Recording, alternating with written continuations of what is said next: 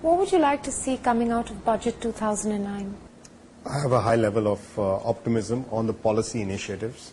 I think that we will see a whole lot of very constructive policy initiatives which come out. But my, slight skepticism, or what I hold back on is always, will be implemented. Okay, so my mantra right now is implementation, implementation, implementation. So yes, what I'd like to see is not only the initiatives coming out, but actually a roadmap.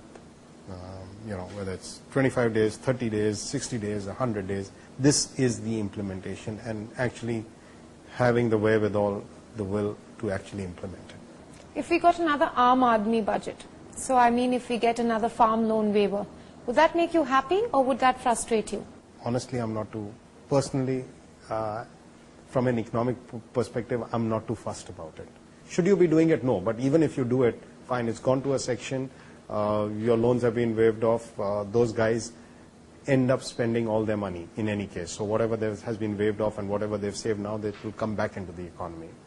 I think that, when you're talking about 45,000 crores, there may be, if you look at corporate India and say that, okay, what is the waivers out there and what are the accommodations which sometimes can take place at a higher level, So you see it in perspective, and like I said, I'm personally, I'd rather have that waiver than have somebody's skin saved just because you run a large industry. And the problem with our economy is that no business ever fails. The same way that you have success stories in a fair capitalistic society, or a free enterprise. Let's not go to capitalism because that is not the word that we used in 2009. But in a free enterprise society, there are businesses which do go bust.